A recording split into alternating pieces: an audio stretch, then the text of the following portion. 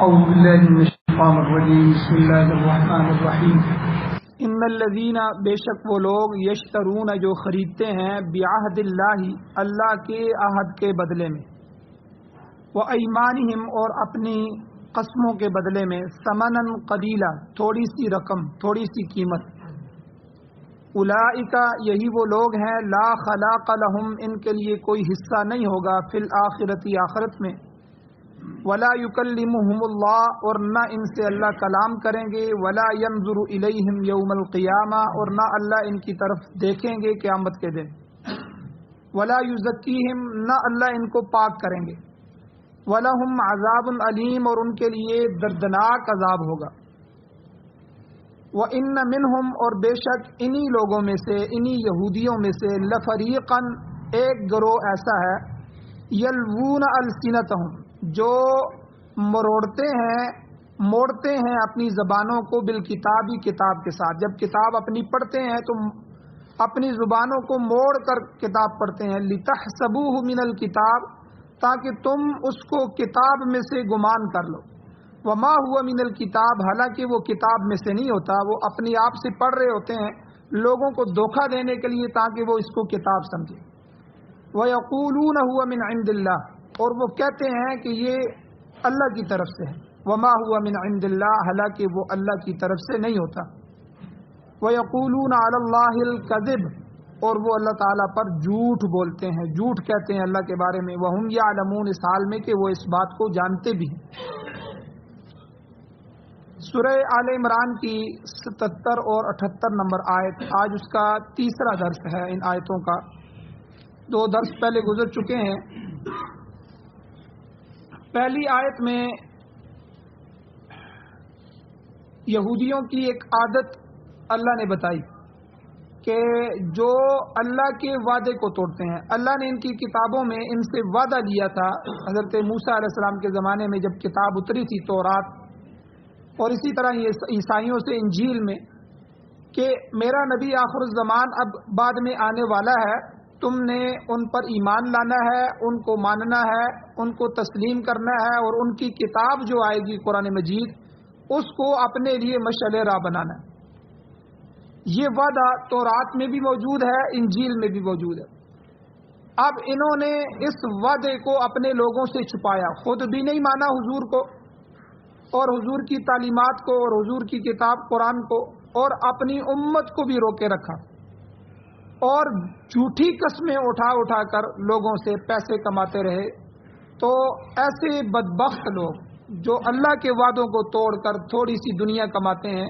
یا جھوٹی قسمیں اٹھا کر جو ہے وہ دنیا کا مال کماتے ہیں اللہ نے 5 عذابوں کا تذکرہ کیا کہ ایک تو ان کا آخرت میں حصہ نہیں ہوگا دنیا میں ہی سب کچھ ضائع ہو گیا اور دوسرا اللہ ان سے شفقت کے ساتھ کلام نہیں کرے گا مبغوض غصے کی حالت میں اللہ ان سے بولیں گے اور اللہ ان کو نظر شفقت سے دیکھے گا بھی نہیں غصے کی نظر سے اللہ دیکھے گا اور نہ ہی اللہ ولا یزکیم ان کو پاک کرے گا اور ولہم عذاب العلیم اللہ ان کو دردناک عذاب دے گا اس کی مکمل تشریح پچھلے 2 درسوں میں گزر چکی ہے اور اس کے متعلق وہ احادیث جن حدیث میں حضور علیہ الصلوۃ والسلام نے انہی سے ملتی جلتی 3 چیزیں بتائی تھیں کہ فلاں ایک حدیث میں فرمایا کہ 3 آدمی ایسے ہیں 3 قسم کے لوگ اللہ ان سے نہ کلام کرے گا نہ شفقت سے دیکھے گا نہ نظر رحمت سے دیکھے گا نہ پاک کرے گا اور اسی طرح دوسری حدیث تیسری حدیث چوتھی حدیث 4-5 حدیثیں جن میں 3 آدمیوں کے متعلق اللہ نے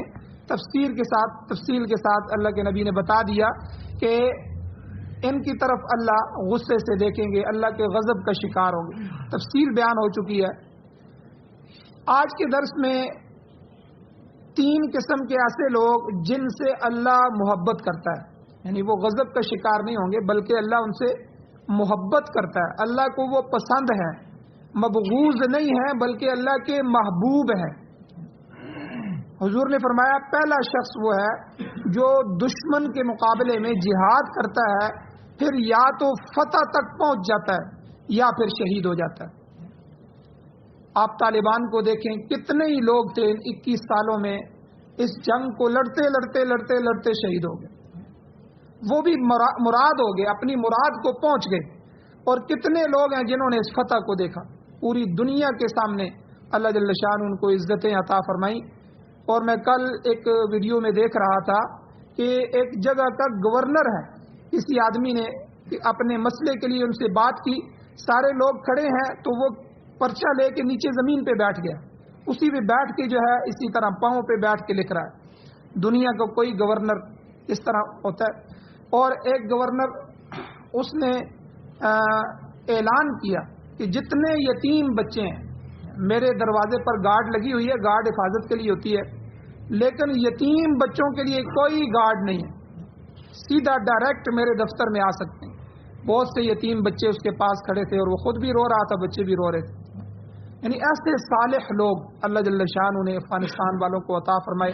اللہ کرے ہمیں پاکستان میں بھی ایسے نصیب ہو جائیں جو تہجد پڑھنے والے ہوں، جو 5 وقت کی نماز پڑھنے والے ہوں، مخلوق کا رحم ان کے دل میں ہو، ملک کی قدر ان کے دل میں ہو، اور اللہ سے ڈرنے والے لوگ ہوں. اللہ ایسے لوگ ہمیں بھی نصیب فرمائے. ہر قسم کا اچکا بدماش قسم کے آدمی ہم خود منتخب کرتے ہیں، ہمارے انتخاب سے اوپر جاتے ہیں، پھر بعد میں ہم روتے ہیں کہ انہوں نے یہ کر دیا، انہوں نے وہ کر دیا. تو بہرحال جیسے ہمارے اعمال ہوں گے ویسے حکمران جو ہے ہمارے ہاتھوں سے اوپر سے ہمارے اوپر مسلط ہوں. تو بہرحال اللہ کے راستے میں جہاد کرنا یہ بہت بڑا عمل ہے، بہت بڑا عمل ہے. تو حضور نے کیا فرمایا؟ پہلا وہ شخص اللہ کو محبوب ہوتا ہے جو اللہ کے راستے میں جہاد کے لیے نکلتا ہے اور دشمن کا مقابلہ کرتا ہے، پھر یا تو فتح تک پہنچ جاتا ہے، اللہ اسے فتح نصیب کرتے ہیں، پھر یا شہید ہو جاتا ہے. اور دوسرا شخص، دوسرا محبوب آدمی وہ ہے جو کسی قافلے میں شامل ہو کر سفر کرتا ہے. جب پڑاؤ پڑتا ہے، کسی جگہ قافلہ رات کو رکتا ہے، پڑاؤ کے مقام پر قافلے والے سو جاتے ہیں اور وہ خدا کے حضور میں کھڑا ہو کر نماز پڑھتا ہے اور اللہ کے سامنے گڑ گڑاتا ہے، اللہ کے سامنے اپنی مناجات پیش کرتا ہے. پھر جب نماز فجر کا وقت ہوتا ہے تو اپنے ساتھیوں کو بیدار کرتا ہے. یعنی حضور نے فرمایا یہ شخص اللہ کو بڑا محبوب ہے. چونکہ جب آدمی سفر میں ہوتا ہے تو انتہائی تھکاوٹ میں ہوتا ہے، ذہنی تکلیف بھی ہے، رستہ بھی مشقت کا ہوتا ہے، سفر بھی مشقت کا ہوتا ہے.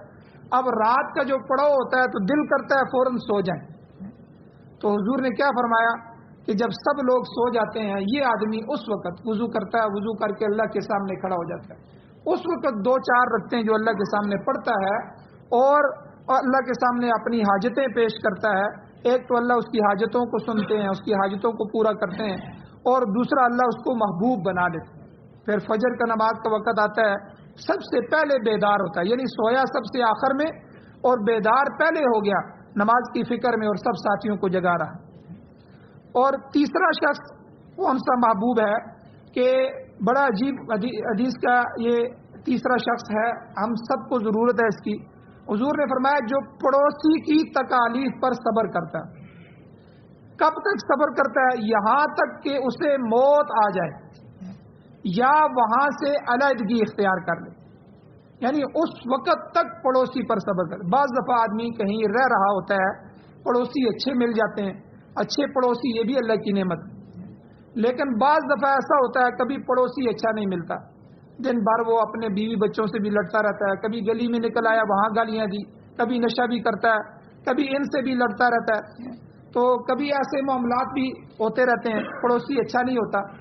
تو حضور نے کیا فرمایا کہ وہ آدمی اللہ کا محبوب بن جاتا ہے جو پڑوسی کی تکلیفوں پر صبر کرتا ہے. 1 دفعہ نہیں، 2 دفعہ نہیں، 10 دفعہ نہیں، بلکہ کب تک؟ حضور نے فرمایا یہاں تک کہ اسے موت آ جائے، مرنے تک صبر کرتا ہے، یا وہاں سے مکان بیچ کے کسی دوسری جگہ علیحدگی اختیار کر لیتا ہے، وہاں سے چلا جاتا ہے اور کسی دوسری جگہ چلا جاتا ہے.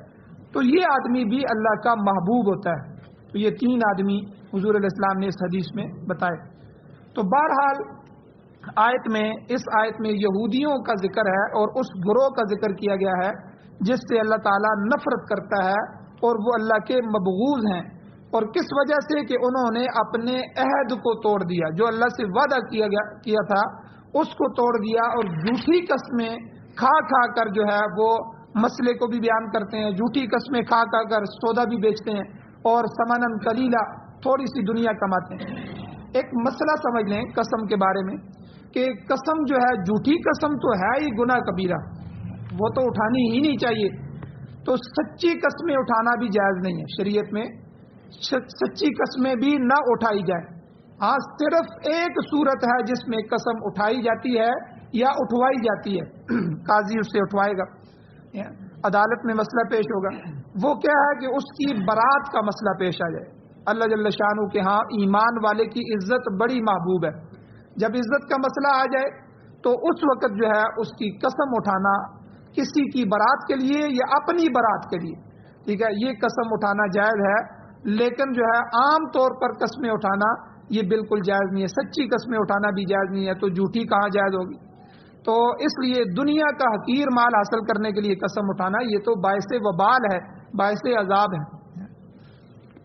اب یہ موضوع ختم ہو گیا، اگلی آیت میں جو دوسرا موضوع ہے تحریف کا، یاد رکھیں یہودیوں کی ایک بری خصلت کا اللہ یہاں سے تذکرہ کر رہے ہیں۔ وہ بری خصلت کیا تھی؟ اللہ کی آیتوں کو بدلنا، اپنی کتاب میں رد و بدل کرنا، تحریف کرنا۔ تحریف جو ہے یہ دو طرح کی ہوتی ہے، یا تو لفظوں کو بدل دیا، لفظ کی جگہ دوسرا لفظ لے آئے، یا لفظ نہیں بدلے، لفظ کا جو معنی بنتا تھا شرعی اس معنی کو بدل کے اپنا معنی کر لیا۔ ایک کو تحریف لفظی کہتے ہیں، ایک کو تحریف معنوی کہتے ہیں۔ یاد رکھیں جتنی بھی آسمانی کتابیں اللہ کی طرف سے آئی ہیں باقی تمام کتابوں میں تحریف ہوئی ہے، اور یہ دونوں طرح کی تحریف ہوئی ہے کہ ان کے لفظوں کو بھی بدل دیا گیا، ان کے معنی کو بھی بدل دیا گیا۔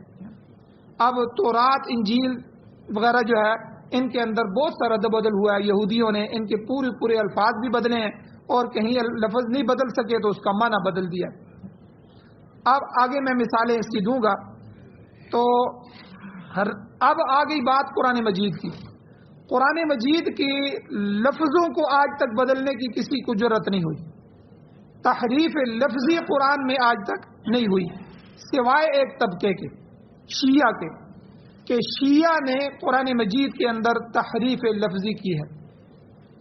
یعنی شیعہ کا یہ عقیدہ ہے، ان کی کتابوں میں لکھا ہوا ہے کہ یہ قرآن اصلی نہیں ہے جو ہم پڑھ رہے ہیں، یہ 30 سپاروں والا قرآن، اور وہ کہتے ہیں اصل قرآن جب صحابہ لکھ رہے تھے اس وقت حضرت علی کے پاس تھا، حضرت علی رضی اللہ تعالیٰ عنہ وہ قرآن لے کے آئے تھے اور صحابہ کو کہا کہ دیکھو یہ میرے پاس اصلی قرآن ہے، تم لکھو۔ یعنی یہ ساری چیزیں انہوں نے من گڑت اپنی طرف سے گھڑ کے لکھی ہیں۔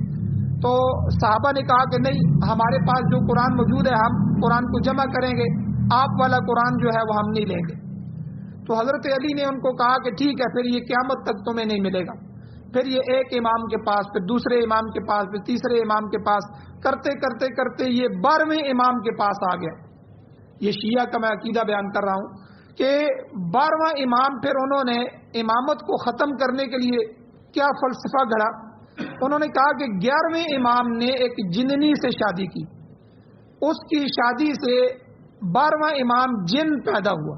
یعنی آپ اس مذہب کو ذرا دیکھیں، قربان جائیں اس مذہب، یہ جو اثنا عشری کہتے ہیں 12 امام، 12ویں امام کی ذرا ڈیٹیل دیکھیں کہ 11ویں امام نے جننی سے شادی کی، تو چونکہ جنوں کی عمر زیادہ ہوتی ہے، اب انہوں نے اس قرآن کو ایک لمبے عرصے تک چھپانا بھی تھا، یعنی اس من گڑت کو، تو انہوں نے کہا کہ 11ویں امام نے اس سے شادی کی جنی سے، وہاں سے 12واں امام پیدا ہوا۔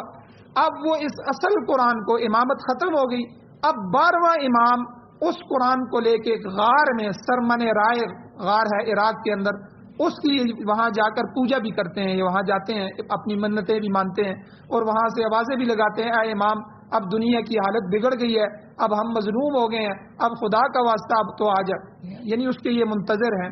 تو جس طرح حضرت مہدی کے بارے میں ہم کہتے ہیں یہ یا قائم آل منتظر، یہ لکھا ہوتا ہے ان کے دروازوں پہ، یا قائم، ٹھیک ہے، یہ قائم وہی ہے، اور آل منتظر، المنتظر بھی لکھا ہوتا ہے، تو یہ اسی کے انتظار میں ہے۔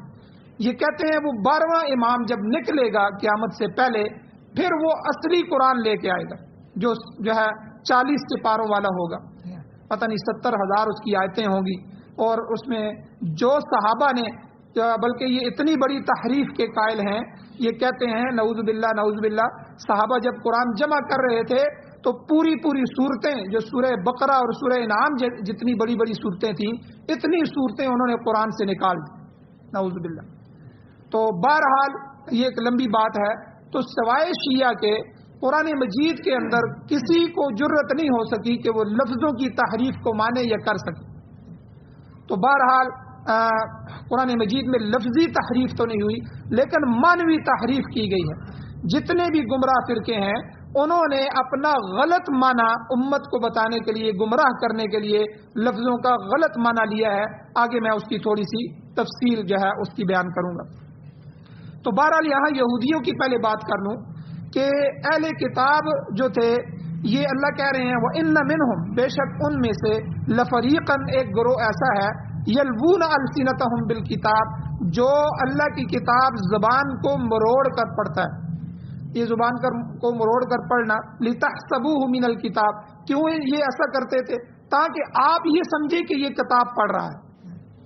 اب یہاں سے مجھے ایک واقعہ یاد آ گیا کہ ایک پاکستانی بندہ جو ہے عرب میں گیا، نیا گیا وہاں، اس سے جاتے ہی کوئی غلطی ہو گئی، مشین پر غلطی ہو گئی، کسی جگہ کام کے لیے گیا تو اس عربی نے اس کو گالیاں نکالنی شروع کر دی. ظاہر بات ہے وہ عربی تھا تو گالیاں بھی عربی میں نکالتا.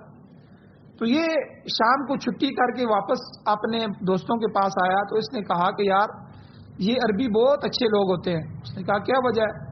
اس نے کہا مجھ سے غلطی ہوئی ہے تو تب بھی یہ مجھے آگے سے قرآن پڑھ کر سنا رہا. یعنی ظاہر بات ہے اس نے گالیاں عربی میں دی تو اس نے سمجھا کہ یہ قرآن پڑھ رہا ہے. تو یعنی چونکہ زبان نہ سمجھنے کی وجہ سے بندہ، تو یہودیوں کی بھی یہ عادت تھی کہ وہ اپنی تورات کو ایسے تروڑ مروڑ کے، زبان کو مروڑ کے پڑھتے تھے کہ سامنے والا سمجھتا کہ اس کا یہ معنی ہے، حالانکہ وہ معنی نہیں لیتے تھے، وہ غلط معنی لیتے تھے. تو اس کی ایک مثال سورہ بقرہ میں گزر چکی ہے کہ جب یہ یہودی لوگ حضور علیہ السلام کے پاس مدینہ میں حضور کی مجلس میں آتے تھے تو ایک لفظ کہتے تھے راعنا.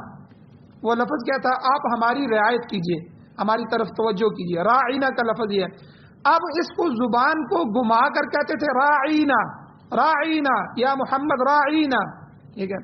اب راعینا اور راعینا کے اندر جو ہے زمین و آسمان کا فرق ہے.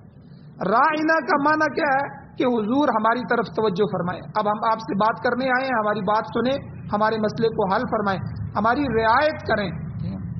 تو اور راعینا کا کیا معنی ہے؟ تھوڑا سا لمبا کر دیں. اس کا معنی ہے اے ہمارے چروائے، اے ہماری بکریاں چرانے والے. اب دیکھیں کتنا فرق ہو گیا. اور دوسرا اس کا معنی بنتا ہے اے احمق، اے بے وقوف. تو گویا کہ یہ زبان کو مروڑ کر حضور کی جو ہے توہین کا ارتکاب کرتے تھے. یہاں پر اللہ جل شانہ نے ایمان والوں کو منع کر دیا کہ ایسے الفاظ ہی استعمال نہ کیا کرو جس سے جو ہے وہ دوسرا معنی بھی نکلتا ہو. اللہ نے قرآن میں کہا سورہ بقرہ کے اندر یا ایھا الذین آمنوا، اے ایمان والو، لا تقولوا راعنا، آئندہ کے بعد حضور کو راعنا نہ کہنا. پھر یا اللہ کیا کہیں؟ وقول انظرنا، تم کہو انظرنا، اے حضور ہمیں مہلت دیجیے، ہماری طرف دیکھیے، ہماری طرف توجہ فرمائیے، نظر شفقت فرمائیے. انظرنا کہیں. ٹھیک ہے. تو یعنی یہ ایک مثال ہے یہودیوں کی. تو یعنی اس سے پتہ چلتا ہے، اللہ نے اشارہ کر دیا کہ یہ کتنے خائن قسم کے لوگ ہیں جو اللہ کی کتاب اور اللہ کے نبی کی خیانت کرتے ہیں. اسی طرح کی جو تحریف ہے اس کی مثال تورات کے اندر بھی موجود ہے. تورات میں حضرت ابراہیم علیہ السلام نے جو اپنے بیٹے کو ذبح کیا تھا تو مروہ کے مقام پہ لے گئے. حضرت ابراہیم علیہ السلام نے جو اسماعیل علیہ السلام کو ذبح کیا، یہ جو صفا مروہ ہے نا، حاجی حضرات نے دیکھا ہوگا، عمرہ کرنے والوں نے بھی، یہ جو مروہ ہے اوپر، مروہ پہ حضرت اسماعیل علیہ السلام کو جا کر لے گئے، وہاں لٹایا، وہاں ان کو ذبح کرنے کی کوشش کی. اللہ نے ان کی قربانی کو قبول فرمایا اور جنت سے مینڈا بھیج دیا جو ان کی جگہ ذبح ہو گیا اور ابراہیم علیہ السلام کامیاب ہو گئے. اب یہ بات تورات میں لکھی ہوئی ہے کہ حضرت ابراہیم علیہ السلام اپنے بیٹے کو ذبح کرنے کے لیے مروہ کے مقام پر لے گئے.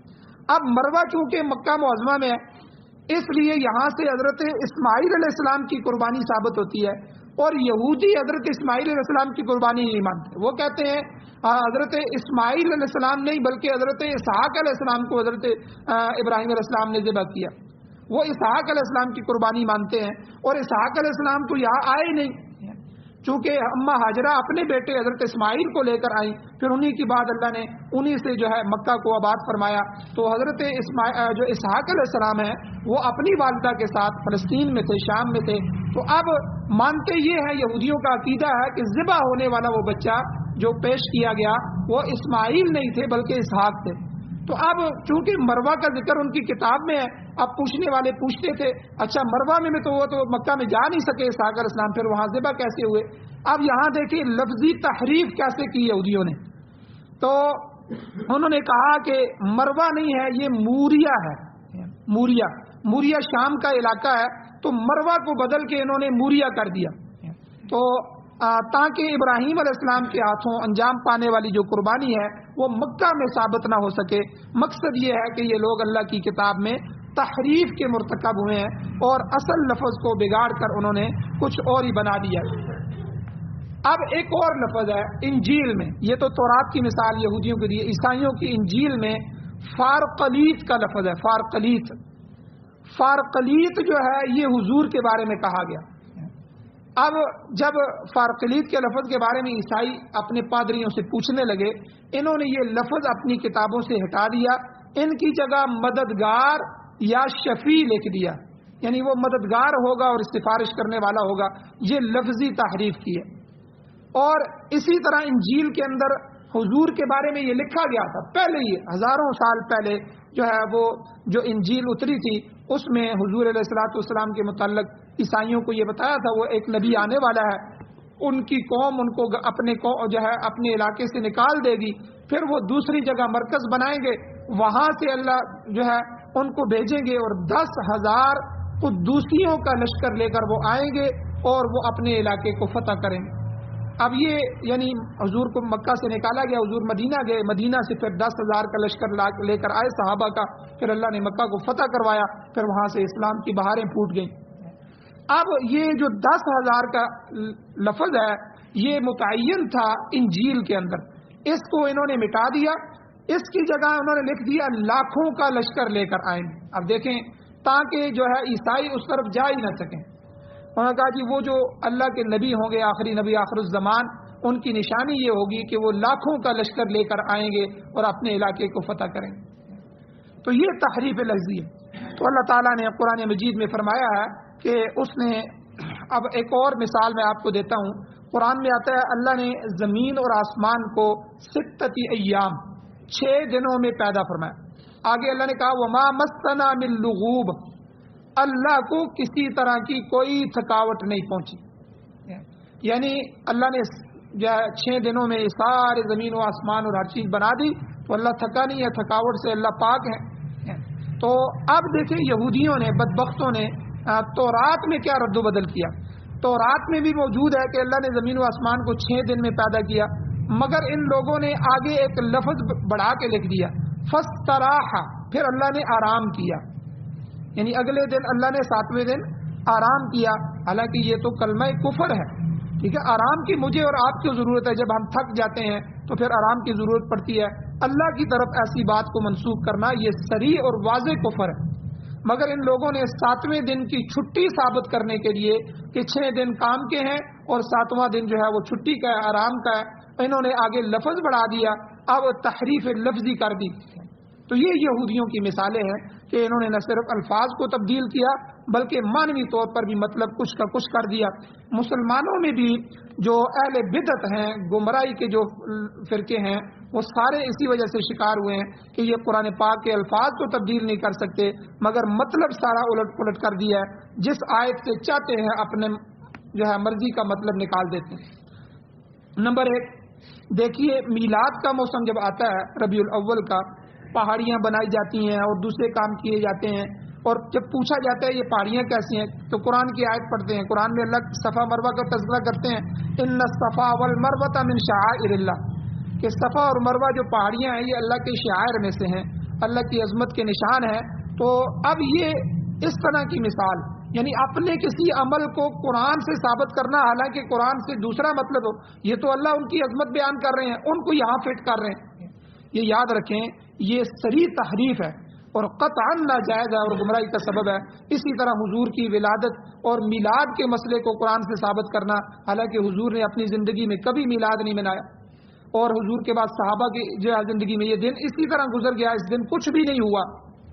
یہ تو 650 سال بعد جو ہے یہ معاملات شروع ہوئے اور بڑھتے بڑھتے آج یہاں تک پہنچ گئے ہیں کہ میلاد کے نام پر حوریں بھی نکل رہی ہیں، میلاد کے نام پر ناچ گانے بھی چل رہے ہیں، میلاد کے نام پر شرابیں بھی پی جا رہی ہیں، میلاد کے نام پر پتہ نہیں کیا کچھ ہو رہا ہے۔ تو بہرحال اسی طرح بہت سے واعظین اور خود ساختہ جو مفسرین ہیں وہ بھی اسی ڈگر پر چلیں۔ ایک صاحب نے بسم اللہ کی تفسیر لکھی، اس میں لکھا کہ اس میں اللہ سے مراد حضرت محمد صلی اللہ علیہ وسلم کی ذات مبارکہ ہے۔ آپ دیکھیں اللہ، حالانکہ اللہ کا ذاتی نام ہے، اللہ سے مراد اللہ ہے، خدا ہے، تو اور اللہ کا نام لے کر ہی شروع کرنا چاہیے، مگر انہوں نے معنی تبدیل کر دیا۔ تو حالانکہ وہ پروفیسر ہے، معلم ہے، لیکن جو ہے وہ اس نے تخریف کر دی۔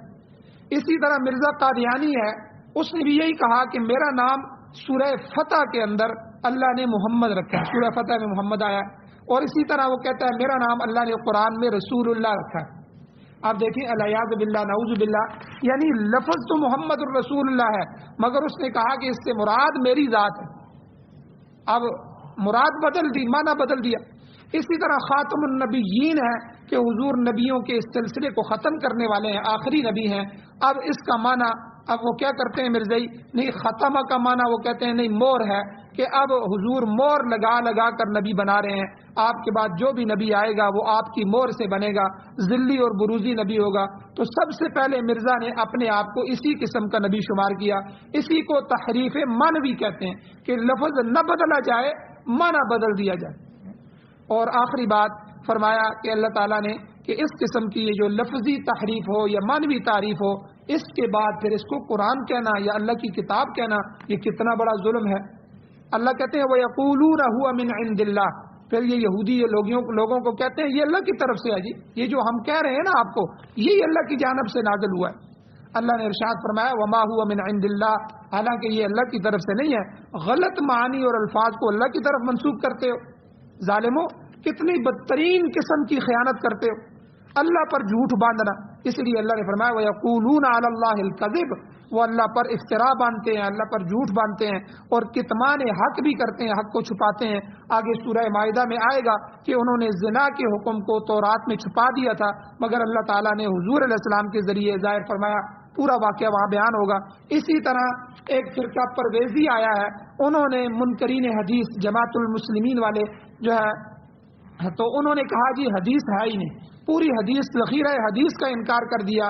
اب جب ذخیرہ حدیث کا انکار کر دیا، حالانکہ حدیث تو قرآن کی تشریح ہے، قرآن کے ہر لفظ کی تشریح کرنے والی ہے، اب جب ان کو تشریح کی ضرورت پڑی تو خود اپنی طرف سے پھر معنی کیے، نماز کا کوئی اور معنی کیا، حج کا معنی کرتے ہیں جی وہ عالمی کانفرنس ہے، یہ حج مراد نہیں ہے، ایک عالمی کانفرنس ہونی چاہیے، اسی طرح وغیرہ وغیرہ طرح طرح کے الفاظ کے اندر تحریف کی اور معنی بھی تحریف کر کے بدل گئے۔ اللہ کہتے ہیں وَهُمْ يَعْلَمُونَ، حالانکہ وہ اچھی طرح جانتے تھے یہودی کہ یہ ہم غلط کر رہے ہیں، جاننے کے باوجود بھی پھر بھی ایسا کر رہے ہیں، تو اس لیے یہ اللہ پر جھوٹ بولنے کے مترادف ہے۔